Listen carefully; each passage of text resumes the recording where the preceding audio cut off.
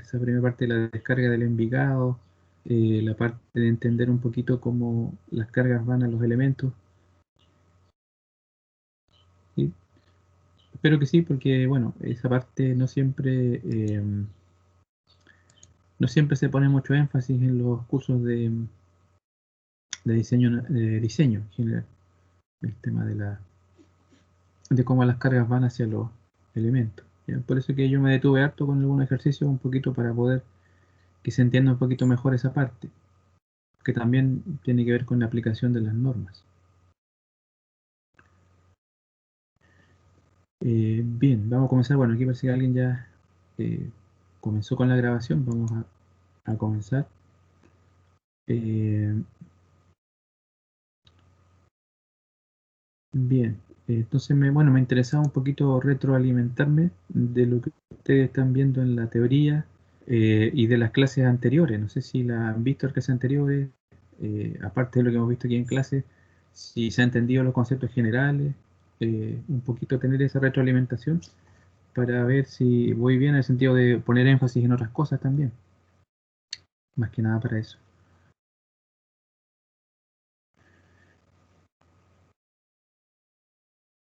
Eh, Acordarse que aquí lo que hemos visto en las dos clases que hemos tenido, un ejercicio vimos de el tema de descarga de un envigado, descarga estática, en los distintos elementos, en vigas principales, vigas secundarias, columnas, un poquito de combinaciones de carga.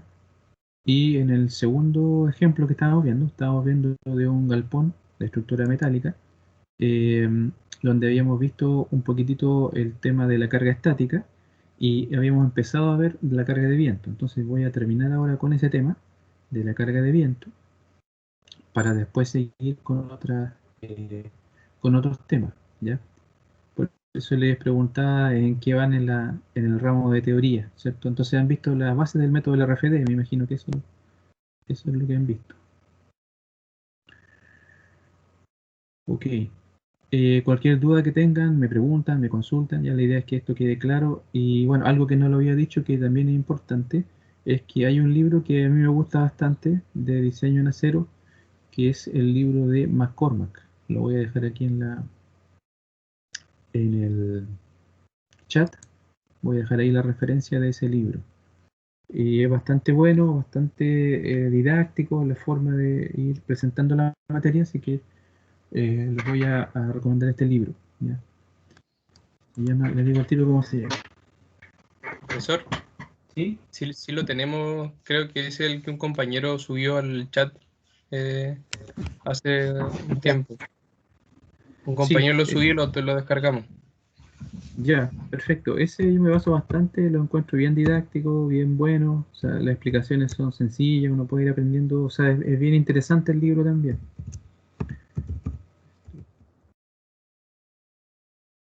Tiene varias ediciones. Esta no recuerdo si es eh, la más actual, creo que es la de 2010, creo que es la quinta edición. Yo tengo aquí en mi casa uno que yo compré hace años atrás, como 20 años, pero no es la quinta edición, es una edición anterior. Ya, quinta.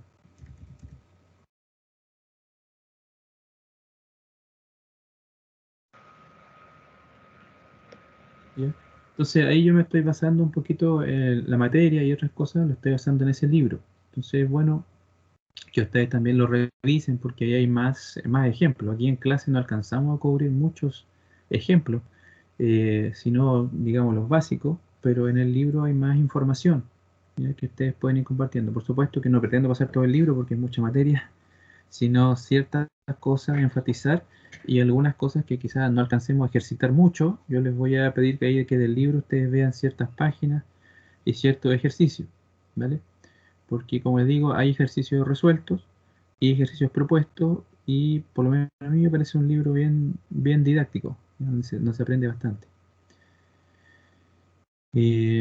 Está ese libro que era importante recomendar. Hay otros que tengo por aquí, que bueno, no lo tengo en digital, ahí no se va a ver nada tampoco, pero bueno, este es un libro que lo edita Licha, ¿ya? Y creo que en la red, ¿cómo se llama? En versión no controlada o pirateada, ahí anda por ahí circulando, se llama así.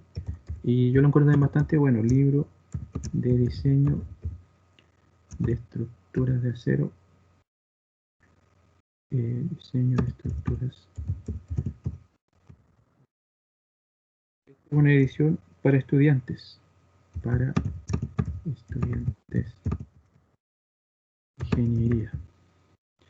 Esto lo editó Elicha, ¿ya? Elicha, y creo que lo hizo el año 2001, si no me equivoco.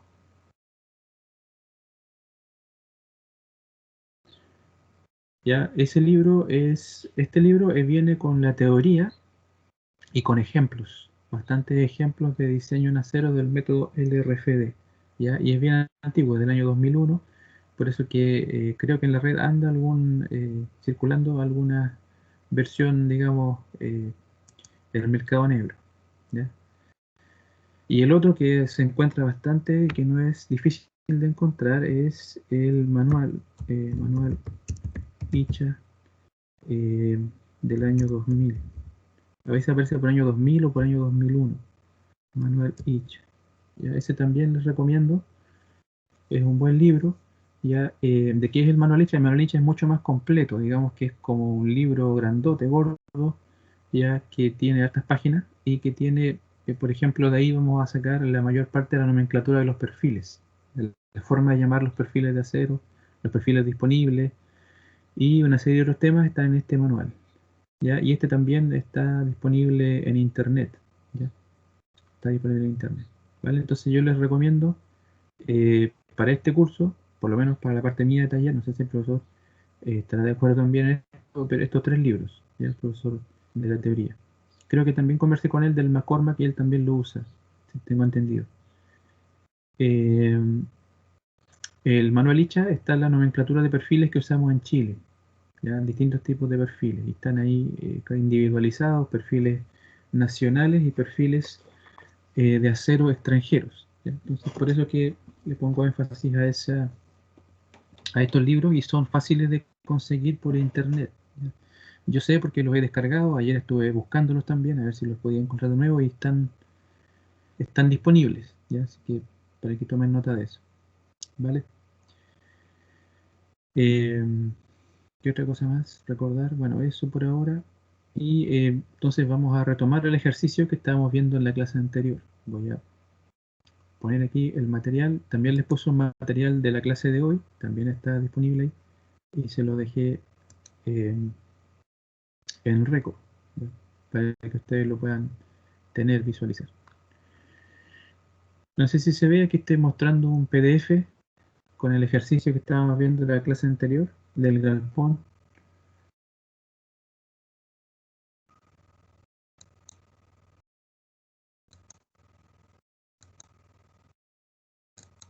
Esperen un poquito. Ahí el compañero puso el libro, parece en la... ese es el de McCormack, ¿no es cierto? El compañero lo puso ahí en el chat.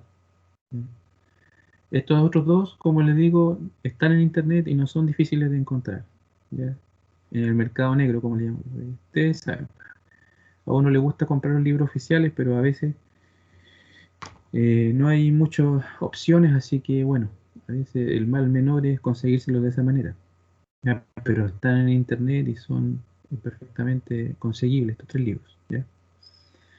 No sé si ven lo que estoy proyectando ahora en la pantalla.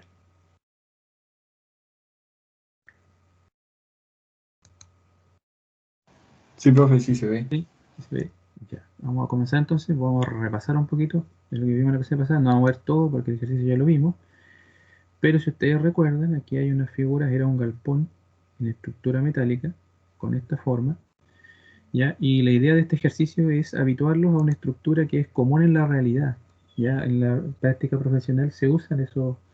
Es bien tradicional acá en Chile usar ese tipo de galpones. Por supuesto que no es el único, hay otras formas que puedan tener los galpones, las vigas, etcétera, pero ese es uno que es bien común, que se usa bastante, ¿ya? Ese tipo de galpón.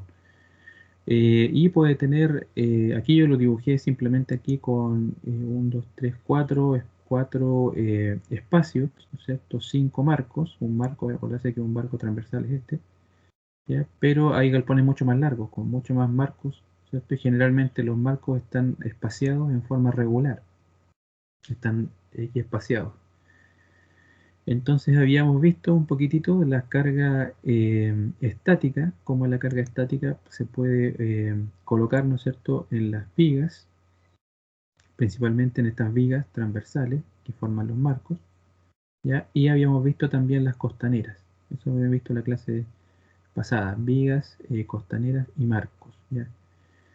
Y también no es malo recordar lo que estamos viendo también, que estos galpones generalmente el esqueleto está marcado aquí en azul y en una línea más delgada puse aquí algo que se ocupa bastante, que son las costaneras. Ya las costaneras, en Chile llamamos costaneras, en otros países tienen otros nombres, le dicen correas, le dicen, hay diferentes nombres, no recuerdo bien todos los nombres que tiene, pero aquí en Chile se le llaman costaneras, ¿ya? ¿Y para qué sirven? Su uso fundamental es poder apoyar el forro.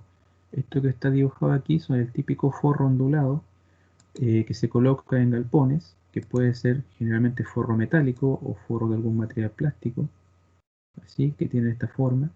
Generalmente el que más conoce uno es el de las casas, que es el, o parecido, ¿no es cierto?, el Zincalum, ¿ya? Y tratando de dibujarlo, ¿no? Te iba a aparecer ahí la figurita, ¿ya? Entonces, esto se usa para forrar los galpones, ¿ya? Como les digo, puede ser metálico, de plancha metálica doblada, puede ser plástico, ¿ya? Hay algunos de distintos colores, hay unos que son translúcidos, ¿ya? Lo que quería mostrar es eso, básicamente, ¿ya? Tiene cierto parecido a lo que nosotros ocupamos en las casas al Zincalum, ¿ya? Aunque es un poquito distinto, pero es más o menos de la misma familia de planchas dobladas que se ocupan como forro. Entonces generalmente la forma es de construir es así, ¿cierto? Mediante estas costaneras, estos forros necesitan apoyo más o menos, dependiendo del tipo de forro, entre 1,20 m o 1,70 m, ¿ya? Ese es el espaciamiento máximo que se le puede dar a las costaneras para que el forro quede bien apoyado. Bueno, además hay otros detalles constructivos, ¿no es cierto?, que nos vi aquí, como que los forros se traslapan, o sea, no se colocan de tope, sino que el siguiente forro va traslapado al anterior. ¿Sí? ¿No es cierto? Y así se va, y esto va, tiene sus pernos acá de, o tornillos para poder anclarlo. Entonces, estos forros, hay forros verticales, forros, perdón, de techo y forros laterales, ya que lo más común es colocarlo en forma vertical, ¿ya? También se pueden colocar en forma horizontal, pero yo puse aquí el caso más común, que es colocar el forro vertical. Y también para poder hacer eso hay que tener costaneras, ¿cierto? Con un espaciamiento máximo de 1,70 m aproximadamente. Entonces aquí también para el forro delantero está lo mismo. Ya estoy considerando que este galpón es completamente forrado. Y estoy simplificando un poquito. Aquí en realidad en alguna parte debería haber una puerta de acceso, quizás algunas ventanas en alguna parte, ¿no es cierto?, para que entre luz, o plancha translúcida, etc. Así que estoy haciendo un diseño relativamente simple para que se entienda la idea, el concepto, ¿vale? Y habíamos dicho que transversalmente vamos a tener estos marcos, ¿ya?, que van espaciados en forma regular, y longitudinalmente, ¿cierto?, vamos a tener otros marcos que llamamos marcos longitudinales, que sería este,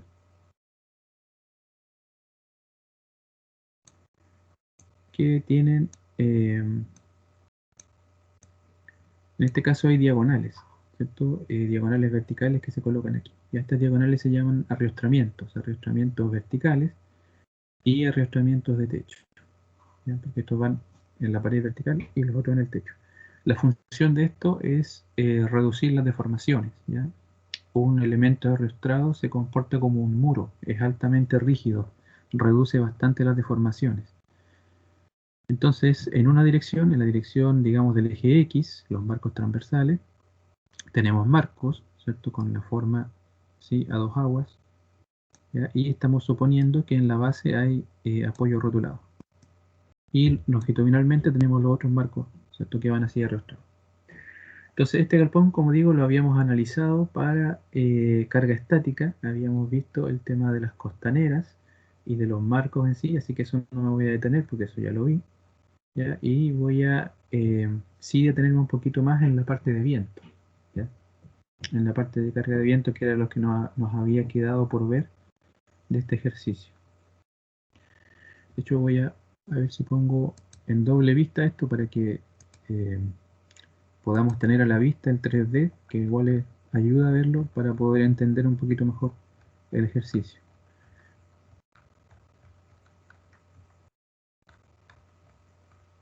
Ahí sí, ahí estamos mostrando el 3D y aquí vamos a ir a la parte de viento. Ya, entonces habíamos conversado un poquito que cuál es el efecto del viento. El viento en realidad no es una carga estática, es una carga dinámica. Quiere decir que varía en el tiempo, que no es una carga fija, ¿cierto? Es como la carga sísmica, es una carga dinámica. Otro tipo de carga dinámica son, por ejemplo, el paso de personas por un puente peatonal, el paso de vehículos, ¿cierto? En un puente, etcétera, ¿ya? Pero muchas veces esas cargas que son dinámicas se tratan como cargas estáticas, como si estuvieran, como si fueran constantes, estuvieran aplicadas en un solo punto, ¿ya? Esa es una aproximación para simplificar el tema, ¿ya? Lo otro que conversé es que la norma de viento, la 432, NSH 432, se complejizó bastante. Ya el año 2010 hubo unas modificaciones, se copió bastante de normas norteamericanas, fundamentalmente, y se hizo bien compleja. Ya, así que no es fácil. Yo recomiendo, si uno quiere recién entender el tema del viento, la norma antigua, aunque está obsoleta, la norma NSH 432 del año 72, ¿ya? Porque esa norma era más sencilla en su aplicación y en los conceptos que la norma actual, que es mucho más compleja. En todo caso, algunos conceptos vamos aquí a utilizar, ¿ya? Lo primero es que habíamos hablado del Bernoulli, ¿no es cierto? Que el viento eh, viene con cierta velocidad, entonces esa es una energía cinética que al llegar contra esta pared se transforma en energía de presión, ¿ya? En presión, básicamente. Y aquí esto sería una presión y en estos otros puntos no se produce presión porque la presión sería ejercer, ¿no es cierto?, de aquí hacia abajo, eso sería una presión sobre esta pared, ¿cierto? Lo mismo sobre esta, lo mismo sobre esta. Entonces lo que ocurre es lo que se llama succión. Los techos tienden a levantarse cuando pasa el viento, ¿cierto? El paso del viento por ahí, por el obstáculo, se producen presiones negativas o succiones que hacen que esto se levante y aquí se producen remolinos o vórtices, como se le llaman en fluidos, y eso tiende también a hacer una succión hacia afuera. ¿Sí? Generalmente el mayor efecto es en este lado, y del punto de vista de viento, a este lado, donde pega el viento, se le llama barlovento, y a este de acá se le llama sotavento. ¿Ya? Esa es nomenclatura que va a aparecer en las normas, por eso que lo menciono, ¿no es cierto? El lado barlovento es donde pega el viento, y sotavento es en el lado opuesto, en la pared opuesta. Entonces, ¿cómo la norma transforma esto después en una carga? Básicamente lo que hace la norma es transformar el viento en una carga uniforme repartida en área, ¿ya? O aplicada en una cierta área. Entonces hay una carga uniforme aplicada aquí sobre esta área, otra carga uniforme aplicada sobre el área de acá, otra carga aplicada aquí en esta vertiente del techo, ¿cierto? El lado que está más cerca donde pega el viento, y en el otro pendiente hay otra carga uniforme. Son cargas diferentes, no son todas iguales, ¿cierto? Por eso le llamé aquí con carga 1, carga 2, carga 3 y carga 4, ¿vale? En realidad el fenómeno es un poquito más complejo porque además de todas estas presiones, en el interior de una vivienda también hay presiones, también hay aire, y el aire también ejerce una presión mucho menor, por supuesto, que la de afuera, pero sí también ejerce una cierta presión en el interior. Pero todo eso se simplifica considerándolo de esta manera, ¿ya? Entonces, básicamente eso es. Hay que imaginarse que es una carga por unidad de área aplicada en este punto, aplicada, ¿no es cierto?, perdón, en esta pared, en la pared barlovento, en la pared contraria, la sotavento y en los techos. Ya, esa es la forma en que se aplica una carga de viento aplicada en este caso en el eje X. Ya nosotros vamos a verlo solamente para el viento, perdón, en esta parte para el viento aplicado en X, y después vamos a ver qué es lo que pasa para el viento aplicado en Y. ¿Cierto? El viento aplicado en X sería un viento aplicado hacia allá. Estoy empujando en esa dirección. En un galpón uno debería también, en realidad, mínimo hacer este análisis en 4 direcciones, porque el viento puede soplar en la dirección X positiva, en la dirección X negativa, en la dirección Y positiva e Y negativa. Ya nosotros solamente vamos a ver en X y en Y para darle idea más o menos de cómo se trabaja con la carga de viento. ¿Ya? Y lo otro, que creo que aquí no lo anoté también, es, pero aquí está en parte, cómo se calcula la carga de viento. ¿Ya? Esto tiene eh, más detalle en la norma, pero que yo lo simplifiqué para que sea más entendible. Básicamente hay 3 parámetros, ya que se ocupa para calcular la carga de viento si tengo un marco, por ejemplo. Uno es la presión básica. Ya la presión básica es una presión que depende de la velocidad del viento. ¿Ya? Si el viento sopla a mayor velocidad, la presión del viento es mayor. ¿Ya? Y esa presión se llama presión básica. ¿Ya? Esa presión básica se multiplica por un coeficiente que llamamos CP, que son los factores de forma. ¿Ya? Cada pared tiene un factor de forma distinto, diferente. Entonces, para poder sacar la carga de viento, tengo que multiplicar la presión básica por, en este caso, bueno, como son cargas por unidad de longitud, tengo que considerar un ancho tributario y por un cierto factor de forma.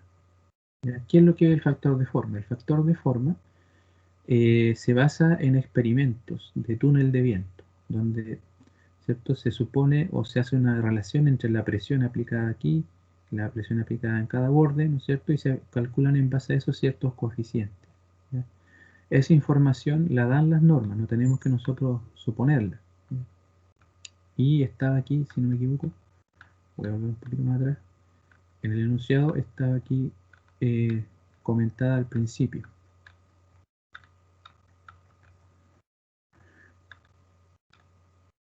Espera un poquito. Aquí está. Aquí había unos esquemitas que no los pescamos mucho al principio porque no estábamos viendo el tema del viento, pero ahora sí los vamos a considerar. ¿Ya? CP se le llaman a cada coeficiente. Entonces CP1 para esta pared sería 0,65. Para la pared, perdón, para este techo en pendiente sería menos 1,1. Para el otro techo de acá, menos 1,4. Y para el de acá, menos 0,7. ¿Ya? Y aquí están los parámetros según la norma 432-2010, ¿cierto? Que yo estoy suponiendo una presión básica de 65 kilos por metro cuadrado y los coeficientes de presión para viento en dirección X serían los que están aquí, ¿ya? Yo se los doy, y para la dirección longitudinal Y serían los que están acá, ¿cierto? 0,65, menos 0,7 y menos 0,6. ¿Por qué consigno menos? Porque acordarse que esto significa que en vez de presión sobre la pared hay una succión. ¿Ya? O sea, que en vez de la presión tendría signo positivo si esto apunta así, ¿cierto? Hacia la superficie. Esas serían presiones de signo positivo. ¿Ya? Y como van hacia el otro lado, ¿cierto? Son presiones negativas, por eso es que se anotan con ese valor. Quizá lo importante no es tanto el signo, sino hacia dónde empuja el viento, ¿no es cierto? En este caso el viento empuja en esta pared hacia acá, la otra pared hacia el lado de acá y los techos en general hacia arriba. ¿Ya? Tiende a levantar el techo, la carga de viento.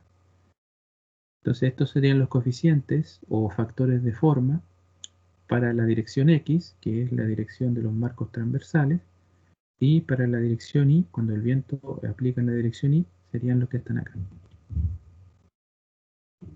¿Vale? Entonces después lo que hay que hacer para calcular la presión, el Q, digamos, la carga de viento, es multiplicar presión de viento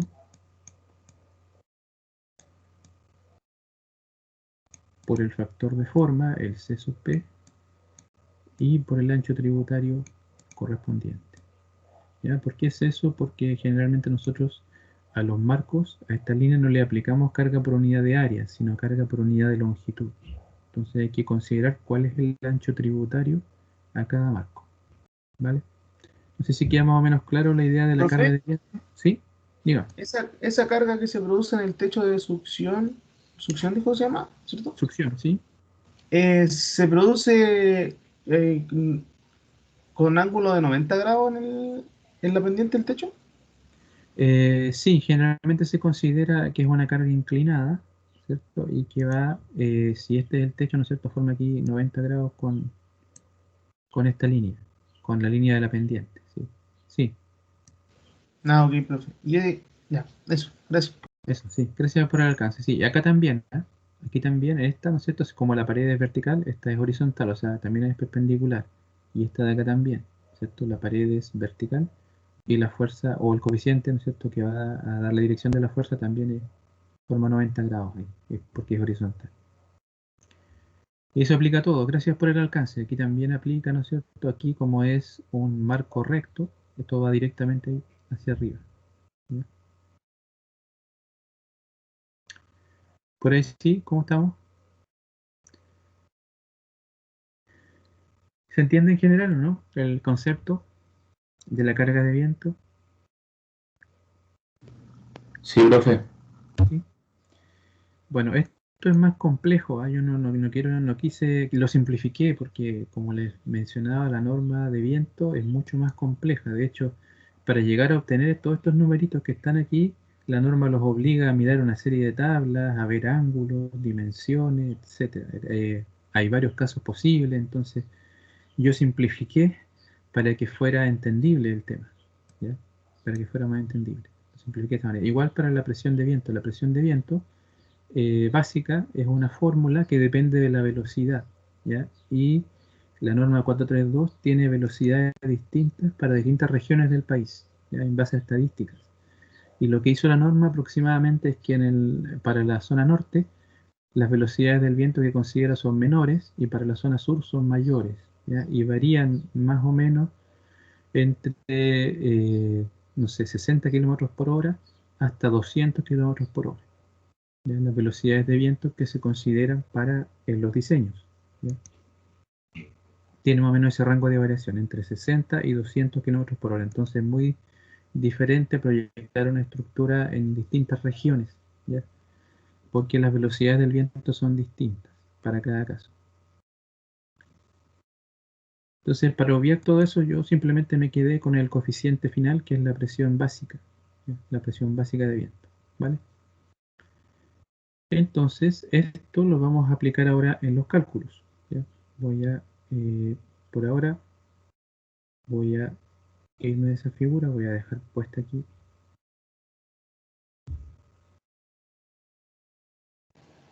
Profe, si esto llega a salir en alguna prueba o control, Ujú. ¿usted nos va a dar eso, Sí, pues, esos sí, datos?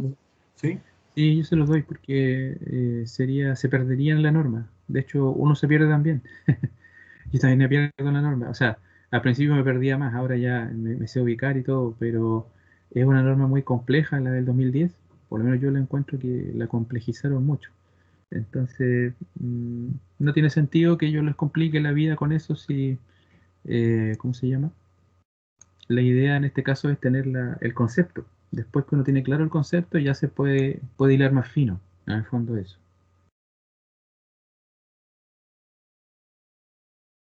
Eso es. Porque si puedo hacer un curso, les aseguro que se puede hacer un curso entero de un semestre solamente de la norma de viento. Porque está muy detallada, muchos casos. Es una norma bien completa, pero también bien compleja, con hartos casos, situaciones. Entonces, como digo, a mí no me interesa entrar en todo eso, sino dar la noción de lo que es la carga de viento, ¿ya?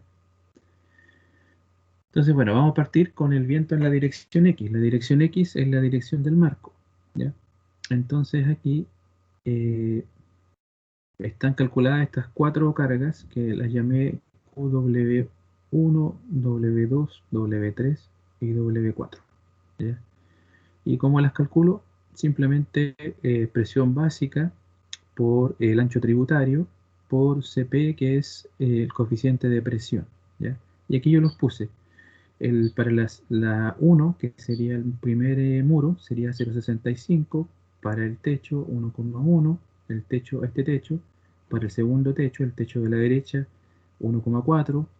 Para la pared, eso se llama sotavento, la más alejada, 0,7. Y las presiones son 65 kilos por metro cuadrado. Y el ancho tributario es 6 metros. ¿Por qué 6 metros? Porque los marcos, aquí ya lo saqué, pero acordarse que los marcos están espaciados cada 6 metros. La distancia transversal es cada 6 metros. Entonces voy a volver aquí a la figurita. Aquí está, ¿ves?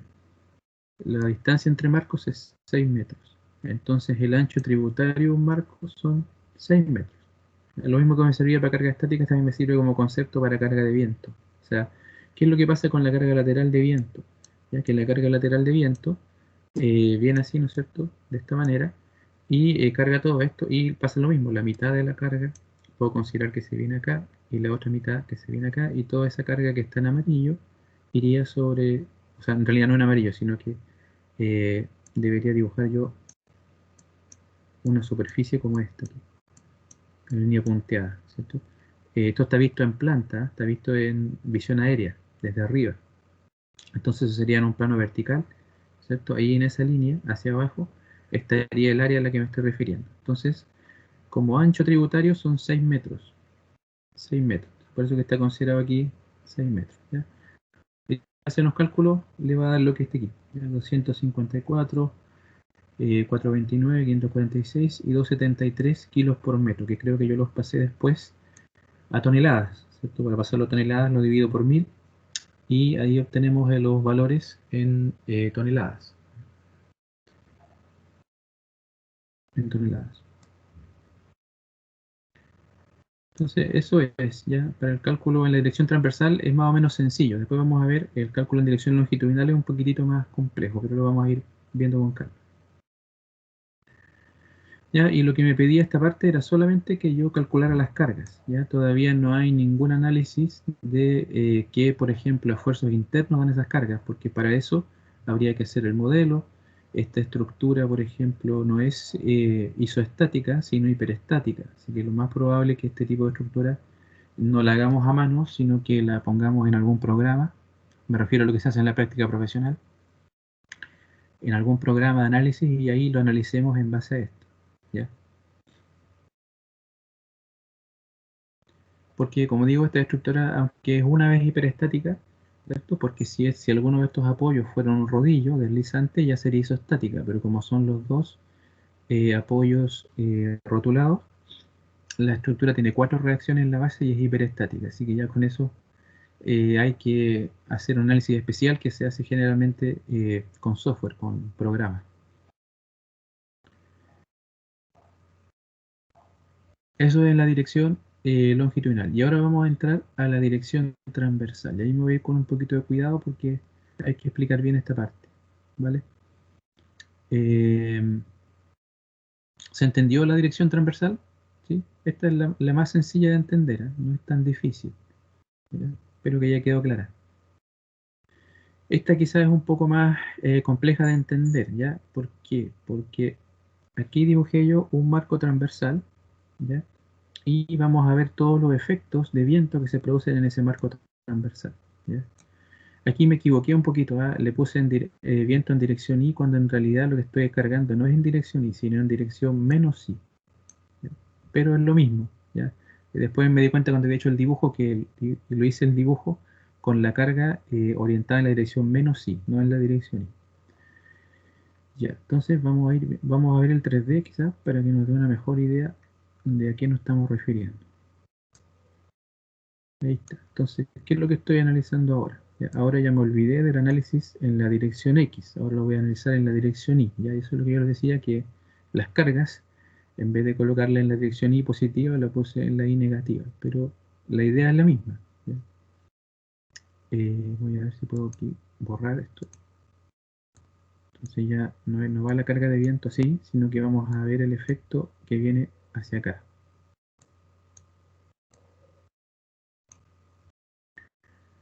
Entonces esta es la dirección Y, la dirección menos Y sería así.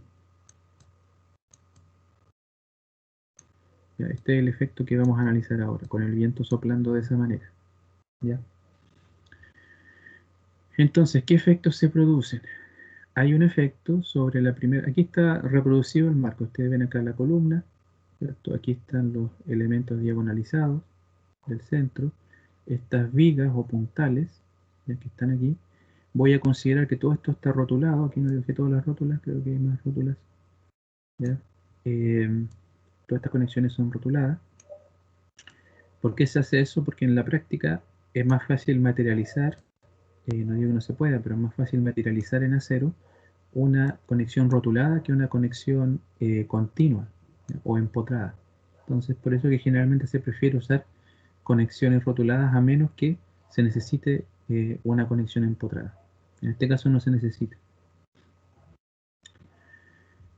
Entonces, hay una carga sobre esta columna que está aquí es la columna que ustedes ven acá, que la dibujé aquí. No sé si alcanzan a ver el lápiz o no lo ven, que estoy moviendo aquí el lápiz en esta parte. Sí se ve, profe. Sí, profe, sí se ve. Ah, ya, perfecto. Entonces esa columna es la de ahí, ¿cierto? A esa le está llegando esta carga. Ese sería el lado barlovento, que es donde pega el viento. Y el opuesto, el sotavento, sería esta columna de aquí. ¿Ya? Entonces a esas dos columnas les llega directo viento. ¿Por qué les llega directo?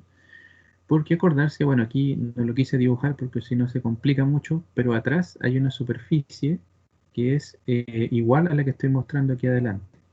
Esta digamos que es la cara delantera del galpón y atrás estaría la cara trasera, ¿ya? Entonces en esa cara de atrás es donde pega, ¿no es cierto?, el viento. Y ¿qué es lo que sucede? Que el viento pega en toda esta superficie, pega sobre esta columna. En realidad hay que imaginarse un poquito el tema, ¿ya? ¿Cómo pega el viento? En realidad el viento pega primero en las costaneras, ¿ya? Y en las vigas. Se pega aquí en esta parte, pegan las costaneras y vigas transmiten finalmente esa carga hacia las columnas.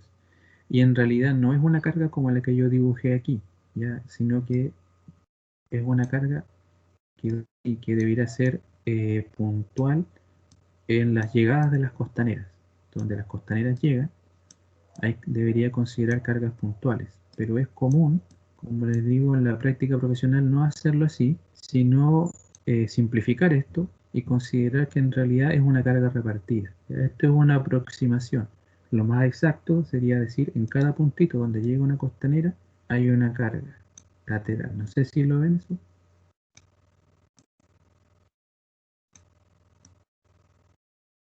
Ahí. Ese sería el modelo más real. Y el modelo simplificado, que es el que puse aquí, sería este. ¿Ya? Entonces, ¿cómo lo hago? Esta carga, ¿cierto?, se saca en base al ancho tributario. Entonces, cierta carga se va a esta columna del extremo, cierta carga se va a la de aquí, y también una parte de la carga queda en esta columna central, que es lo que llamamos una columna de viento. ¿Y cómo sé eso? Puedo hacer aproximadamente usar el criterio del ancho tributario, ¿no es cierto?, de la mitad de la carga hacia esta columna, la mitad de la carga hacia la columna de acá, después dividir este tramo en dos pedacitos iguales, ¿cierto? Es decir, la mitad de la columna, la mitad de la carga de esta columna y la mitad de la otra. Entonces, esta columna tiene un ancho tributario que sería eh, la mitad de la distancia entre columnas. Entonces, toda esa carga, ¿cierto?, voy a suponer que se concentra en esa columna. Eso sería para la columna que está aquí, ¿cierto? Y lo mismo para la columna de atrás, ¿ya? No lo dibujo porque si no me quedaría el dibujo muy enredado, muchas líneas una encima de otra, y es la misma idea, ¿ya? Entonces, eh, sería un área como la que estoy pintando aquí en color amarillo, ¿ya? Toda esa área de carga va hacia esta columna, ¿ya? Y un área de carga equivalente, muy parecida, la que va aquí, ¿ya? Lo que cambia es que los coeficientes son distintos, tiene distintos coeficientes, distintos factores de forma. Tiene un factor de forma aquí donde pega el viento y otro factor de forma en la cara opuesto. Por eso es que estas cargas son distintas como valores, pero el ancho tributario es el mismo, es exactamente el mismo. De hecho aquí está, ¿no es cierto? El ancho tributario de las columnas es 7,5 medios porque 7,5 es la distancia entre esta columna y la columna central. Como es 7 metros y medio, considero que el ancho tributario es este que está acá, la mitad de 7 metros y medio, o sea, 3,75. Eso es para determinar estas carguitas. La carga de aquí y la carga de aquí. Hasta ahí estamos de acuerdo, ¿no?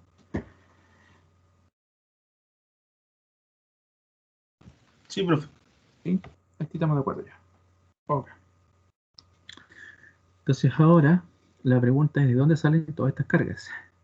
¿Ya? Estas cargas horizontales, ¿cierto? Y estas otras cargas que están aquí. ¿Ya? Eh, y para eso, ¿cierto? Para responder eso, bueno, aquí un poquito más abajo tenía los cálculos. Aquí les puse yo unas figuritas tratando de explicar todo esto que les explicaba en palabras.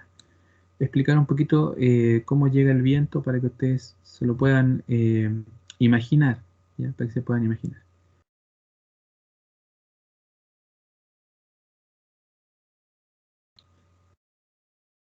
Entonces, vamos a ir por partes. Primero, ¿de dónde sale esta carga H1 y H2? Ya, vamos a ver eso. ¿Por Profe, qué? Sí, sí, dime.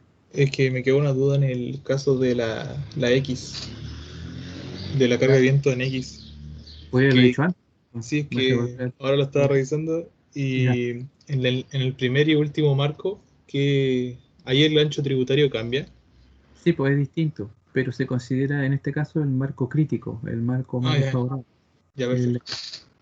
porque el otro tiene Entonces, la mitad de la carga. sí, pues, Tiene la mitad del ancho y la mitad de la carga. Sí. ya, profe, gracias. Ya, entonces estaba inspirado y me quitó la inspiración. No, está bien. Entonces aquí, ¿de dónde sale esta carga H1? Después lo voy a explicar de dónde sale P y de dónde sale este QW. ¿Ya? ¿De dónde sale H1 y H2? ¿Ya?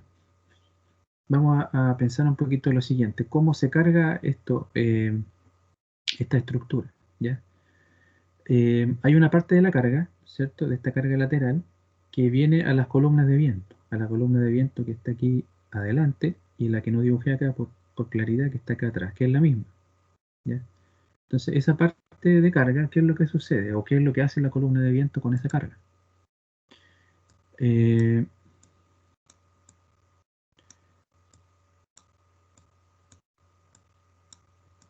voy a dibujar aquí. Entonces, ¿qué es lo que hace la columna de viento? La columna de viento es una viga, o una columna, mejor dicho, una, o una viga vertical, si ustedes lo quieren ver así, que está apoyada aquí, transmite parte de su carga a este apoyo, y la otra parte de carga la transmite en este punto arriba, ¿ya? ¿Y qué es lo que pasa? Que en este punto arriba no hay nada que pueda tomar eso. Todos estos elementos son elementos que no aportan, en el sentido de que no toman la carga, ¿ya? No son puntos duros. Digamos que esto se deforma y transmite la carga hacia otro lado. Entonces, ¿dónde finalmente van a parar esas cargas? Me refiero a la reacción que tiene esta columna arriba. Esa finalmente va a parar eh, hacia alguno de estos puntos, ¿cierto? En este caso, por ejemplo, yo puedo pensar que esta viga que está aquí la traslada hacia esta columna y la viga de atrás la traslada hasta la columna de aquí. Entonces, ¿qué son esas fuerzas H que dibujé ahí recién? Se refieren a lo siguiente. Borrar aquí esto.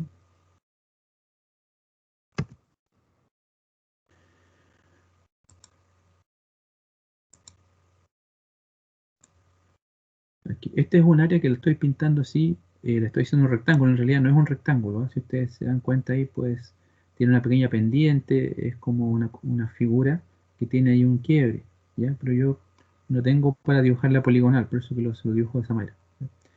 Pero es toda esa carga que pinté aquí en amarillo. Entonces esa carga llega aquí a la columna, la transmite a esta viga no tiene resistencia en esa dirección, por lo tanto finalmente ella la traslada aquí a la columna.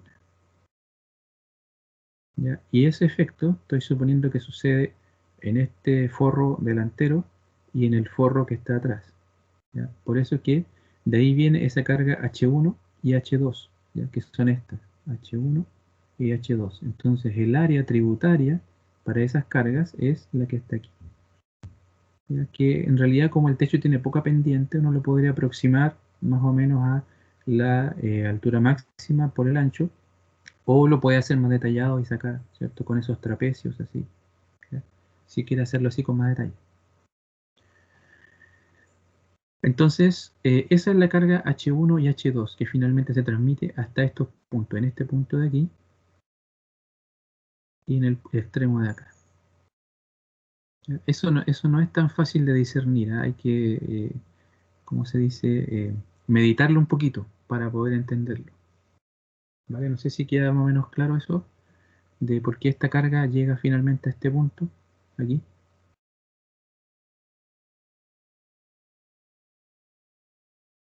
Dígame la No, verdad. profe, no entendí ¿No? mucho eso. No entendemos mucho ya. Vamos a repetirlo otra vez. Está claro que la columna descarga en la viga, eso sí, ¿cierto? En la viga de arriba. Aquí. ¿Eso sí? Sí, ¿Sí? Ya. Ahora, esta viga es una viga de marco que va así. Entonces, esa viga, no, las vigas en general no son elementos que toman la carga, sino que la transmiten. O sea, por supuesto, se deforman, toman esfuerzo, pero finalmente transmiten la viga a sus extremos. ¿Cierto? Piensa eso como si fuera una viga así. Y así la miramos desde arriba, sería una viga así, larga, que finalmente se apoya en las columnas. ¿Ya? Finalmente transmite su carga donde está apoyada, que es en las columnas. Solo que no es una carga vertical, sino que es una carga que viaja en forma lateral. Así. Entonces ese punto sería el punto de acá, mirado desde arriba, en vista aérea, sería, y estos serían los puntos de las columnas, donde las columnas reaccionan. Entonces finalmente lo que hace la viga es trasladar su carga, esta viga, hacia estos puntos, hacia estas columnas. ¿Cómo estamos ahí? ¿Se entendió mejor? sí, profe, gracias. Sí, profe, gracias. Ya. En esto hay que tener un poquito de imaginación en 3D que, bueno, yo sé que cuesta al principio, a mí también me costaba, eh, pero hay que tratar de imaginarse, ¿ya? Pero es eso, es que finalmente la viga transmite hacia esos puntos, que son puntos más resistentes o más rígidos de la estructura. Aquí. Ese es el origen de esas cargas H1 que están acá. Las cargas que vienen después hacia arriba, las P y las QW, ¿de dónde vienen? ¿Ya? Estas vienen del siguiente efecto, que el viento también actúa sobre el techo, ¿ya? Sobre todo en las costaneras de techo. Entonces las costaneras, de nuevo, son elementos que piden ayuda, en el fondo no se sustentan solos. Entonces, ¿dónde piden ayuda? Aquí en las vigas. Y las vigas, a su vez, tienen este efecto hacia arriba, ¿ya? Y ese efecto hacia arriba lo transmiten finalmente hacia las columnas, ¿ya? Y eso es lo que está aquí.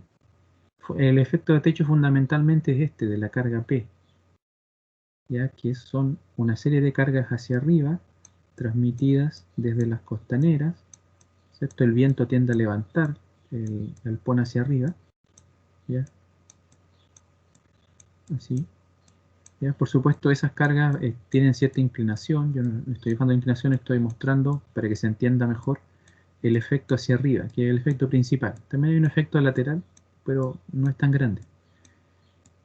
El efecto principal es hacia arriba. Entonces, ¿qué es lo que pasa? Que finalmente esta viga, que está aquí, a la cual las costaneras le transmitieron esa carga, reacciona finalmente en estos puntos. En ese punto, aquí, y en el punto de llegada acá. ¿Y cómo reacciona? Bueno, de esta manera. ¿Cierto? Una tendencia aquí en la columna a levantarla debido a esas cargas de viento. ¿Ya? ¿Y por qué considero aquí en los extremos la mitad? Porque en base al ancho tributario, el ancho tributario es, en este caso, la distancia entre marcos es 6 metros. En cambio aquí, estos marcos de los extremos tienen la mitad del ancho tributario. Por eso es que estoy suponiendo que son la mitad, P medios y P medios. ¿Cómo estamos hasta ahí? ¿Se entiende? ¿Por qué vea esa carga hacia arriba?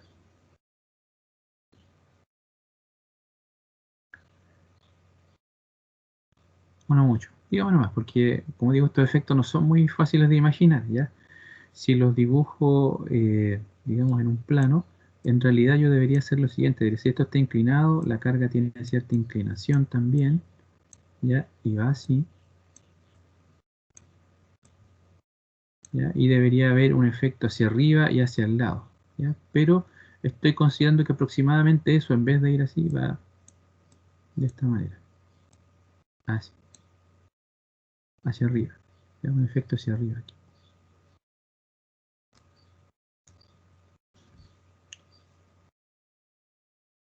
¿Cómo estamos hoy? ¿Me entienden? ¿O estoy hablando chino? Dígame nomás, sean sinceros, porque me interesa que se entienda. Yo voy bien al menos, profe. ¿Ah? Yo voy bien al menos, profe. Ya. Uno, ya, por lo menos uno, ahí tengo esperanza. Pero Entonces, las flechas para arriba son por la succión que había dicho delante, ¿no es cierto? en los techos, sí, la succión. Ah, ya. ¿Cierto? Ok. Sí, porque ese efecto se transmite, ¿cierto? Las vigas tienen que transmitirlo aquí finalmente en las columnas, ¿ya? Entonces, ese es el efecto de la carga P que considera aquí, ¿ya? Y esta es la mitad, como decía, porque el ancho tributario de esa es la mitad del ancho tributario del resto de los marcos. Y aquí consideré una carga que en realidad es chiquitita, que prácticamente podría considerar que es cero o muy chiquitita, Profe, que es QW. Dígame. lo que a mí me hace ruido es que la carga P está hacia arriba, po. ¿Ya? Y esa carga P es como la reacción de la succión, ¿o no? De la Sí, reacción como de la columna de la succión. Por sí, lo tanto, sí. si toda la viga está con esfuerzo hacia arriba, la reacción no debería ser hacia abajo. Buena pregunta. Mira, ¿qué es lo que pasa? Que eh, tú aquí cargas esto, ya imaginemos que tienes carga hacia arriba y tu reacción debería ser hacia abajo, ¿ya? Pero tú que estás, cuando haces eso, ¿qué es lo que estás dibujando? Estás haciendo un diagrama de cuerpo libre de la viga, por lo tanto estás viendo las fuerzas que actúan en la viga. Entonces, en la viga, las cargas van hacia arriba y en los extremos se producen reacciones hacia abajo, en la viga, ¿ya? Entonces, ¿qué representa esa reacción hacia abajo? La reacción hacia abajo representa la fuerza que la columna ejerce en la viga. Lo que la columna hace es atajar la viga para que no salga volando hacia arriba. ¿Estamos claros ahí? Sí, profe. ¿Sí? Ya. Entonces ahora ves lo mismo pero en la columna. Hay que aplicar el principio de acción y reacción. Acción y reacción, esa es la clave. Como la viga está siendo tironeada hacia abajo por la columna, ¿qué es lo que hace la columna? La reacción es hacia arriba. La viga a la columna la tira hacia arriba, la tironea hacia arriba. Sí, profe, ahí me quedó claro. ¿Ya Gracias. digo claro? Ya, perfecto. Es un tema de acción y reacción. ¿Ya? Cuando uno hace estos diagramas de cuerpo libre aislados, tiene que tener en cuenta eso. ¿Ya? Estas son fuerzas sobre el elemento que aislé, ¿ya? Pero después este elemento que yo aislé, sobre el otro le ejerce la fuerza en dirección opuesta, por el principio de acción y reacción. Vale, y me queda todavía una QW chiquitita, que es ahí, QW7, ¿ya? Que es la carga que lo voy a mostrar acá con el dibujo para que se entienda mejor. ¿De dónde sale esa carguita? Aquí están la mayoría de los efectos dibujados, ¿cierto? Están los efectos en los frontones, ¿cierto? Aquí el efecto del viento que produce la carga P, ¿ya? Pero hay una carga, esto lo transmiten las costaneras, hay una carga que llega directamente sobre esta viga, ¿ya? ¿Por qué? Porque aquí tengo, longitudinalmente me refiero a esta viga, ¿ya? Y aquí en paralelo una costanera, entonces hay una carga que llega directo aquí, que es una carga chiquitita, que es por la carga que llega, digamos, en ancho tributario, que es igual a la mitad de la distancia entre esta viga y la siguiente costanera, ¿ya? Y esa carga llega directo, ¿ya? Por lo tanto, la puedo considerar como una carga repartida, que llega directo, ¿ya? Y ese es el origen de la carga QW7, ¿ya? Que la tengo dibujada aquí, ¿ya? Es una carga que llega directo sobre este elemento, ¿vale? Y creo que ahí he explicado todas las cargas, ¿ya? Bueno, sé que todavía puede quedar alguna duda, después me pueden seguir consultando, medítenlo bien, esto no se digiere así tan rápido, hay que pensarlo un poquito, sentarse, imaginárselo. Y cada una de las cosas que más complique es el tema del 3D, que a veces cuesta, la imaginación en 3D cuesta irla desarrollando, hay que irla desarrollando de a poquito, ¿vale? Pero finalmente las cargas que debiera tener este marco son las que están aquí, ¿ya? Profe, una consulta. La carga distribuida, ¿qué carga era esa? Esta, Porque el sí, W7, ¿ya? sí, Esta carga, mira, porque voy a explicar de nuevo. que no Esa es una entendí de carga dónde que viene. llega, sí, viene de este mismo efecto del techo. También es el tema del levantamiento del techo. Solamente que esa carga no llega por una costanera, sino que llega directo aquí, mira. No sé si lo ves. Ya, porque está este elemento y está la siguiente costanera que está acá. Entonces, esta carga viene a la costanera, se va por la costanera, ya. Esas cargas las tengo consideradas como cargas concentradas P. Pero hay una carga que llega directo aquí, que es la carga del viento que está con un ancho tributario igual a la mitad de esta distancia. Las costaneras están cada 1,5 metros. Por lo tanto, la mitad de esa distancia es 0,75. ¿Ya? Entonces, esa carguita de viento, digamos, esta franjita de viento es una franja muy chiquitita que es entre esta viga de arriba y la siguiente costanera del techo. Eso es. Es un efecto muy, muy menor. Incluso podría despreciarlo en el sentido de que es mucho más pequeña esta que las cargas P que están aquí. El efecto más importante es este. Ese es el efecto más importante. O incluso uno podría hacer una aproximación en que se olvide esta carga QW y considere que toda la reacción, o sea, todas estas cargas finalmente llegan como reacción en esos puntos. ¿Ya? No sé si queda un poquito más claro de dónde viene esa carga QW7 que dibujé ahí. Sí, profe. Gracias. Ahí está. Ya, entonces ahí, como les digo, ustedes pueden verlo, todavía si tienen dudas me pueden seguir preguntando, pero ahí está, ¿no es cierto?, todo la forma del cálculo con estos dibujitos para que se entienda mejor. Y después hay que aplicar los conceptos correspondientes, ¿cierto? Los factores correspondientes, si son cargas distribuidas, los anchos tributarios, si son cargas concentradas, las áreas tributarias correspondientes. ¿Ya? Entonces ahí está. Y estas áreas las calculé en base a lo que está aquí, ¿ya? A estos espacios. Ahí después pueden ver ustedes. Profe, Sí, dígame. ahí el valor en QW7, el 0,70, ¿a qué correspondía? Aquí 0,70 hay un coeficiente que son estos, los C sub P, que son los factores de forma que yo me referí. Mira, están acá. Aquí están, de ahí viene. Ah, ya, profe, ya. Muchas gracias. Los factores de forma, C sub P. Están Profe, acá. ¿Sí? ¿y esos factores de forma siempre van a ser lo mismo? No, son variables, ¿ya? Y yo lo simplifiqué bastante para este ejemplo. En realidad la norma da una cosa mucho más enredada y compleja que esta, ¿ya? Esto ya viene simplificado para que uno lo entienda mejor, ¿ya? Estos son caso a caso, estos son valores aproximadamente cercanos a los que da la norma 432, la actual, la del año 2010, ¿ya? Ya, profe, Eh, gracias. pero detrás de todo esto hay harto, hay harto que pensar, así que yo preferí para no hacerlo tan, como ya aquí este ejercicio tenía una complicación por la parte tridimensional, preferí no complicarlo más explicando eso, sino que dándoles directo aquí los coeficientes, ¿vale? Aquí quizás la complicación mayor está en imaginarse todas estas cosas, estos cargas concentradas, cómo llegan, ¿no es cierto? Cada uno de estos efectos, ¿ya? Para poder hacer este análisis, ¿ya? De un marco plano. Algo que también es importante mencionar es que generalmente cómo lo trabajaría uno en la parte profesional, si uno trabajara en esto, generalmente ahora todos los programas trabajan en forma tridimensional. Entonces al trabajar en forma tridimensional se simplifica un poco esto, ya es más fácil ver estos temas, no es tan complejo como cuando uno trabajaba haciendo marco plano en cada dirección. ¿Ya? Esto es, si uno tuviera un software solo para hacer marco plano, podría hacer esto, ¿ya? Y quizá un poco más complejo de ver, pero también lo podría analizar en forma tridimensional, ¿ya? Aplicando las cargas en forma tridimensional y finalmente eh, viendo el modelo de esa manera, porque el software ahora puede hacerlo así en 3D sin problema, no tiene mayor dificultad.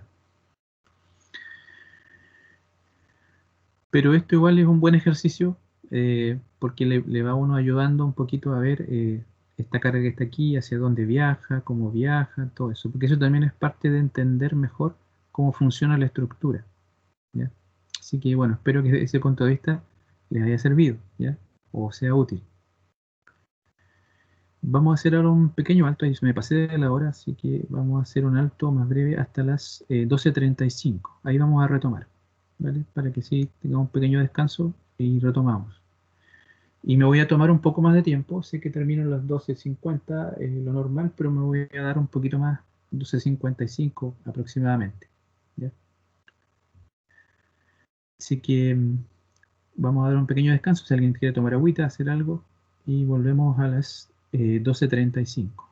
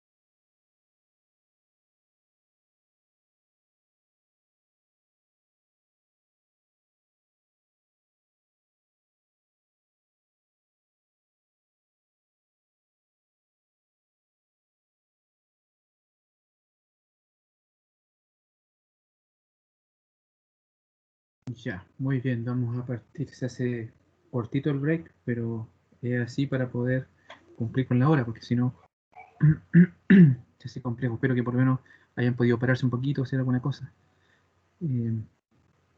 Así que vamos a retomar con lo que veníamos viendo. No sé si me escuchan ahora. ¿Están ahí? Sí, profe. ¿Sí?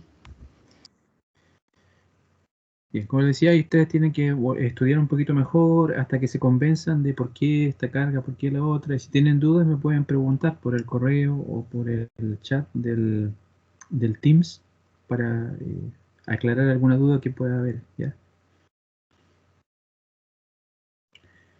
Voy a terminar este ejercicio, que me salió más largo de lo que pensaba, o en realidad lo hice bien largo, era con la columna de viento, ¿ya? Me voy a referir un poquito a la columna de viento. La columna de viento es este elemento que está aquí al frente, ¿ya? Que ya lo hemos conversado o hemos hablado un poquito de él.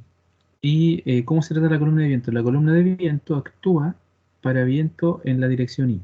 Cuando el viento va en la dirección X, digamos paralela aquí a los marcos transversales, no tiene mayor carga de viento este elemento, porque la carga se transmite a otros elementos y no trabaja este, ¿ya?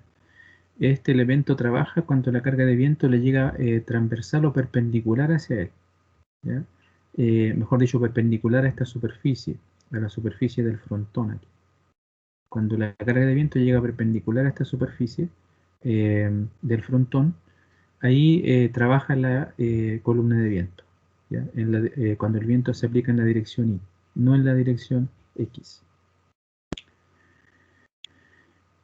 Entonces, el modelo de la columna de viento es sencillo, ya es considerar una viga simplemente apoyada abajo y arriba y con una cierta carga repartida, ¿ya? Y esa carga repartida la sacamos como la presión de viento por el ancho tributario, que son 7,5 metros, porque entre estas columnas hay 7,5 metros, y tengo que aplicarle un coeficiente de viento, un factor de forma, ¿ya? Los factores de forma, aquí tengo dos posibilidades. Voy a volver aquí un poquito atrás a este esquema. La dirección Y o longitudinal, puedo considerar que la columna de viento está en este frontón de acá o en el frontón de acá, ¿ya? Entonces lo más desfavorable es tomar el coeficiente CP más grande. En este caso el más grande era 0,65. Por eso es que finalmente me quedé aquí con el CP5 para el caso más desfavorable, que es cuando el viento pega directo sobre este lado y el coeficiente de viento es mayor. ¿Estamos claros hasta ahí? ¿Se entiende el modelito? ¿De dónde viene este modelo de la columna de esta manera? Que viene aquí, ¿no es cierto? El largo total son 8,75 metros porque hay 8 metros hasta aquí y 0,75 después hasta el punto más alto, acá arriba.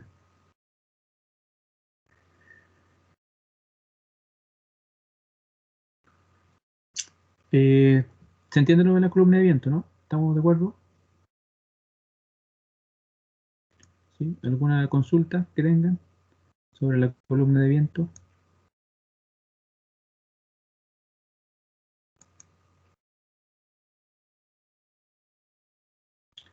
¿Me escuchan o no? ¿Sí? ¿O estoy hablando solo? Para Sí, saber. profe, se escucha. ¿Se escucha ya? La columna de viento es más sencilla ya de entender, así que no debería ser tan complicado el modelo de la columna de viento.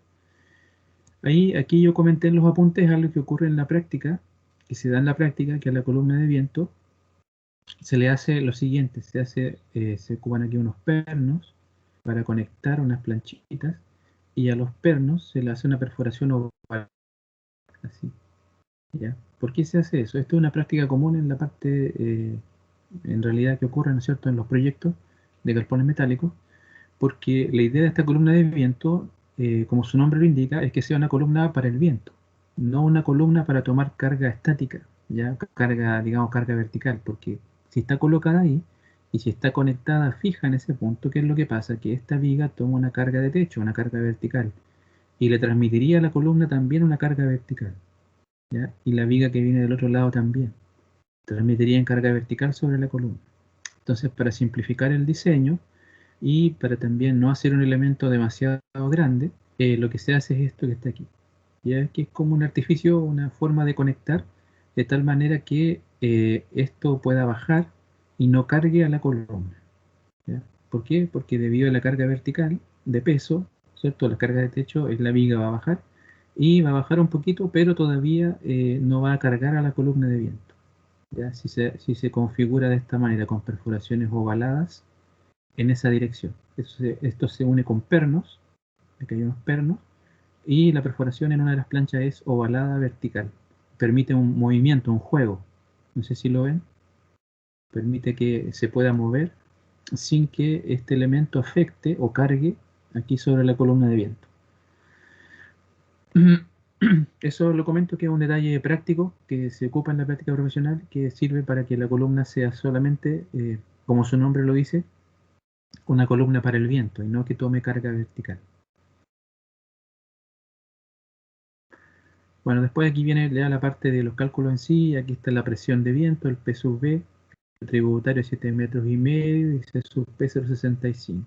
Entonces con eso tenemos la carga y podríamos determinar, por ejemplo, el esfuerzo flector máximo, que sería en el centro de la columna, y los esfuerzos de corte máximo en los extremos. Y con eso terminaba el ejemplo que habíamos visto del viento. No sé si hasta aquí quedó más o menos claro ¿Profe? lo de la columna de viento. ¿Sí? ¿Es posible que nos pueda mostrar un ejemplo de esa conexión especial? Es que no así como en alguna imagen. No, porque no tengo aquí planos, ¿ya? Esto lo tengo en mi mente porque yo he hecho galpones y cosas así, pero no tengo en este momento un plano como para mostrártelo, ¿ya? O una foto, ¿ya? Pero es así, ¿ya? Se coloca de esa manera para que permita ese movimiento. No sé si lo ves, el efecto que tiene, No mucho. ¿ya? Esto baja, el efecto es el siguiente, vamos a exagerar, digamos que esto baja por el peso, ¿no es cierto? Debería bajar. Todo esto baja. Y este perno, en vez de estar ahí, como estaba originalmente, va a estar más abajito, digamos, un poquito guarda. Porque toda la estructura del techo baja por la carga. Ahí lo estoy exagerando, lo que en realidad baja son milímetros, mucho menos, pero para que se entienda, digamos que esto baja. ¿Ya? Y mientras no tope abajo, no le transmite una carga vertical a la columna. ¿Ya? La columna sigue actuando solamente para flexión, ya como una columna de viento.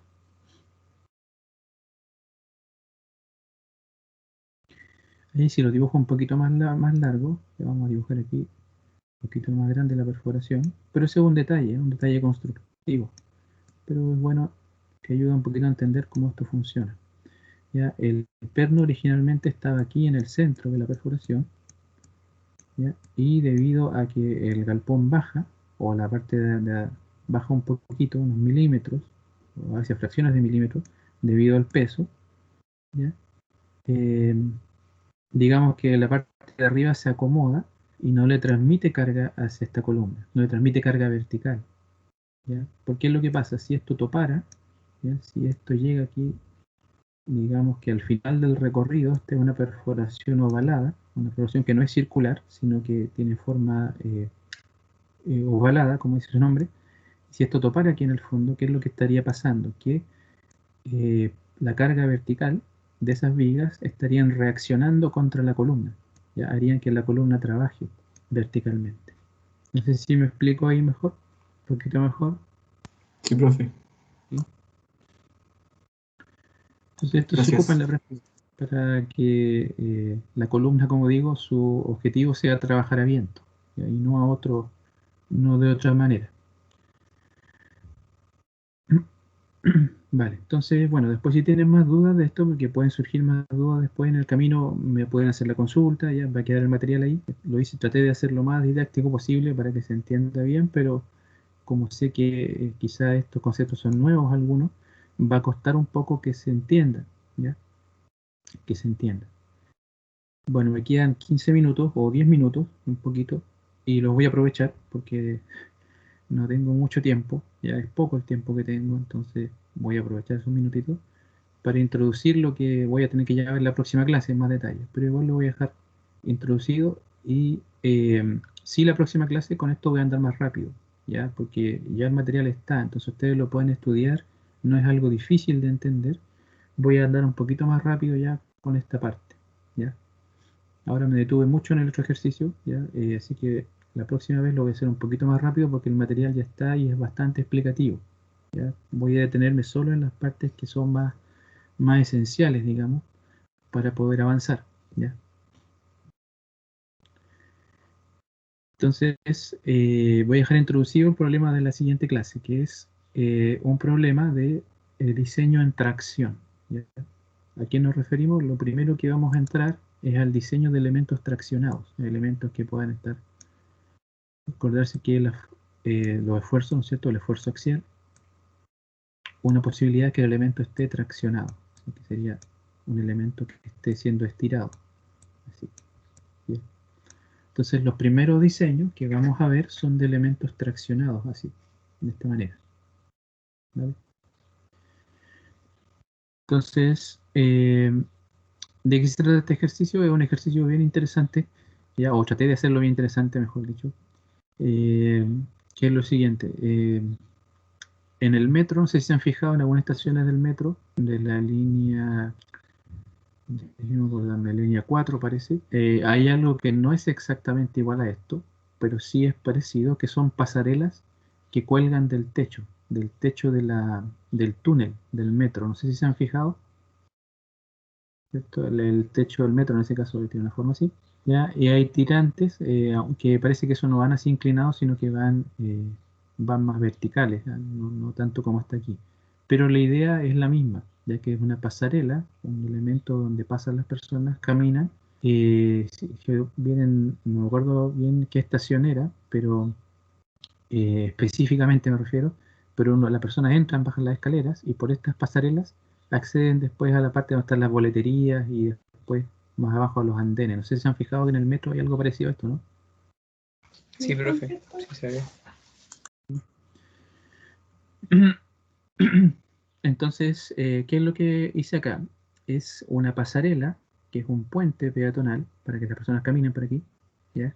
Y cada cierto tramo está esta pasarela apoyada en unos tirantes que la levantan y la cuelgan del techo. Está colgada aquí del techo. ¿Ya? El techo puede ser una losa de hormigón, puede ser, como en el caso del metro, la forma del túnel, todo el metro, etc. Entonces, ¿cuál es la gracia de esto? Que estos tirantes que están aquí trabajan en tracción, trabajan estirados, ¿ya? ¿Por qué trabajan estirados? Porque si tenemos acá la carga de las personas, todo el peso de la pasarela y el peso o la sobrecarga de las personas que caminan por acá, todo ese peso ya va hacia abajo y se necesitan fuerzas hacia arriba que en el fondo cuelguen la pasarela desde arriba. Entonces, como son fuerzas hacia arriba, estos dos tirantes que están aquí quedan traccionados, ¿ya? O quedan estirados. Entonces aquí tengo las dimensiones. Esta pasarela tiene 2,5 metros de ancho. Estos tirantes están más o menos cada 8 metros, ¿ya? Hay una cierta altura entre la pasarela y el techo, que es de 3 metros, suficiente como para que las personas caminen por acá, por esta parte. Y esto está sometido a varias cargas, ¿ya? Una es la carga muerta. Acordarse que la carga muerta es la carga de peso, ¿ya? El peso que tienen todos los elementos de la pasarela. En sí, esto puede ser no especificado, pero podría ser, por ejemplo, de losa colaborante, de hormigón o de estructura metálica. Solamente aquí estamos especificando el peso que tiene, ¿ya? Entonces tiene carga muerta, carga viva, y también está sujeta la pasarela a carga sísmica, ¿ya? Ahora vamos a entrar un poquito aquí con la carga sísmica. La carga sísmica tiene dos efectos. Un efecto lateral, que tiende a mover lateralmente la pasarela, ¿ya? En realidad puede ir hacia la derecha, como está aquí, o podría ir hacia la izquierda. Y también hay un efecto sísmico vertical, ¿ya? En todo lo que siempre hay un efecto sísmico vertical. Lo que pasa es que para todos los cálculos, y lo que generalmente uno ve en cursos de dinámica de estructuras o de ingeniería sismoresistente, generalmente considera el sismo como una carga lateral. ya una carga lateral que afecta la estructura, porque ese efecto siempre es mucho más importante, el efecto lateral, que el efecto vertical. Pero el sismo también tiene una componente vertical, ¿ya? ¿Cuándo es importante esa componente vertical? Precisamente cuando se consideran puentes o estructuras tipo pasarela, ¿ya? Que cuelgan o alguna estructura de este tipo, ¿ya? Cuando son flexibles, suficientemente flexibles, puede considerarse que el efecto del sismo vertical es importante, ¿ya? Puede ser importante. Entonces aquí no está para investigar en las normas, simplemente yo les di los parámetros sísmicos y otros parámetros que se necesitan para resolver este problema en base a la información que estamos presentando aquí, ¿ya? Entonces, brevemente, ¿cómo actúa, por ejemplo, la carga muerta? La carga muerta, P sub D, actúa de esta manera, actúa hacia abajo, ¿ya? P sub D, ¿qué es lo que representa? Aquí hay una carga por unidad de área, que le llamé Q sub D, y si esta la multiplico por su área tributaria, que sería el ancho B por la distancia S, estoy considerando toda la carga que llega, ¿no es cierto?, aquí, finalmente a un punto donde están los tirantes, ¿ya? Entonces, B por S, y si hacemos aquí un diagrama de cuerpo libre, tendríamos esa carga para hacia abajo, y la carga de dos tirantes, que vamos a suponer que es simétrica, ¿ya? Hacia arriba, ¿ya? Y estos tirantes estarían en tracción, porque si después dibujo hacia arriba el tirante con su fuerza, ¿cierto? Sería una fuerza de tracción que tiende a estirarlo, así, para allá, y el otro hacia arriba, ¿ya? Ahí parece que no me quedó muy bien la flechita, pero es eso. Entonces, ¿cómo se puede sacar esto? Simplemente suma de fuerzas verticales, ¿cierto? Proyectar esas fuerzas, igualar con la carga de peso, y por estática se puede sacar cuánto vale la fuerza T sub D, ¿ya? Una cosa análoga se hace con la carga viva, ¿ya? Donde también con la carga viva se puede calcular, ¿no es cierto?, la carga viva que tienen esos tirantes, la tracción debido a carga viva, con la carga viva correspondiente que se obtiene con una carga por unidad de área, que sería la sobrecarga o carga viva, multiplicada por la tributaria, ¿cierto? Y se hace un análisis que es muy parecido, que es suma de fuerzas verticales, ¿no es cierto? Hay una componente vertical de TL, otra aquí que es igual, vamos a suponer que es simétrico, y eso tiene que ser igual a la fuerza P sub L. Entonces, con un análisis de ese tipo, se puede sacar cuáles serían las tracciones en los tirantes debido a la carga viva. Y el efecto sísmico sería un efecto como este, ¿ya? La carga, si supongo que la carga va hacia la derecha, hay un tirante que queda traccionado y otro tirante que queda comprimido, ¿ya? Y también se puede hacer en este caso el diagrama de cuerpo libre, si asumo que los valores son iguales, que hay simetría, puedo, ¿cierto?, mediante suma de fuerzas horizontales, sacar cuánto vale TS1 en este caso, que sería el efecto de la fuerza lateral. Y aquí hay una expresión que me dan, o sea, esto se los doy como dato, no tienen que ustedes pensarlo ni calcularlo, cómo se saca la fuerza sísmica con un coeficiente sísmico multiplicado por un cierto peso sísmico, ¿ya? Que sería una carga sísmica por unidad de área por área tributaria. El coeficiente sísmico horizontal está ahí, y digamos el peso sísmico por unidad de área se saca de esta manera, con esa formulita, ¿ya? Y también está el efecto del sismo vertical, ¿ya? Si esto apunta hacia abajo, acordarse que el sismo puede ir hacia arriba o hacia abajo, ¿ya? Y que lateralmente el sismo puede ir hacia ambos lados, ¿cierto? Puede ir hacia un lado o hacia el otro. Entonces, ¿qué es lo que sucede? Que yo estoy considerándolo de esta manera, hacia abajo, porque sería lo más desfavorable, porque hacia abajo me suma carga con los otros efectos, con el efecto de la carga muerta y de la carga viva. En cambio, si lo considero hacia arriba, en vez de sumarme efectos, me resta, porque ahí quedarían comprimidas esas barritas, ¿ya? Entonces, bueno, aquí está la forma de calcular, ¿cierto?, que es muy parecida. Los coeficientes, sería el coeficiente sísmico vertical, y el peso sísmico por unidad de área, que se calcula de esta manera. Ya considero que tengo la carga muerta, más un 50% de la carga viva para hacer ese cálculo.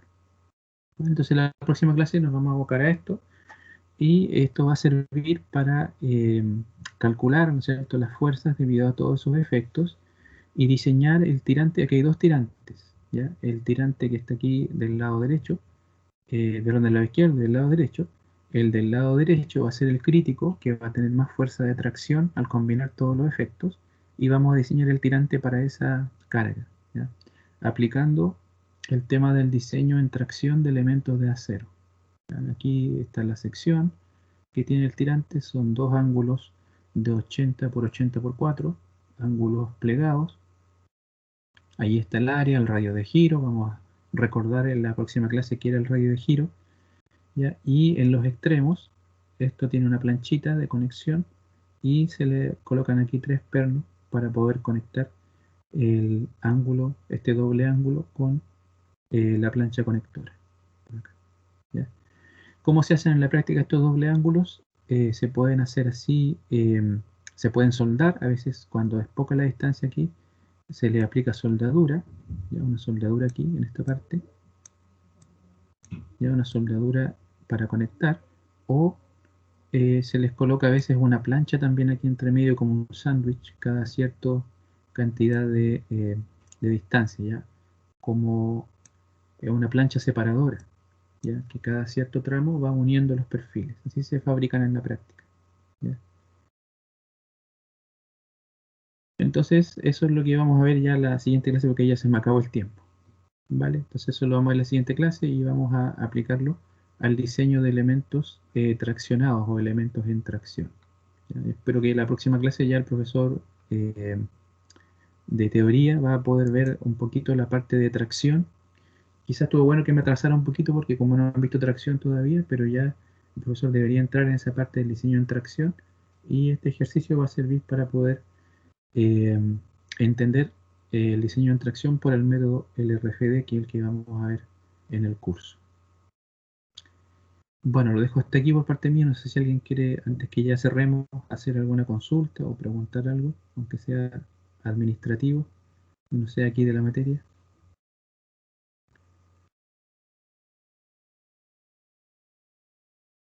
No, profe, contar estas presentaciones están en Reco, ¿verdad? Sí, están en Reco, sí, ahí están todas, ¿ya? Entonces, la próxima clase le encargo que vengan un poquito más estudiados del ejercicio, ¿ya? Para que sí avancemos un poquito más rápido y podamos, puedan entenderlo mejor, ¿ya? Bueno, si no hay más consultas, lo dejo hasta aquí para que puedan atender su siguiente clase. Seguramente que también tienen clase ahora, así que vamos a dejarlo hasta acá. Ok, nos vemos. Chao, profe. Bien. Chao. Chao. Gracias, profe, que esté bien. Chao, Chao, profe, gracias. Chao, profe, que esté bien. Chao, profe. Chao, nos vemos. Chao, profe, gracias. Esté bien. Chao, profe, muchas gracias.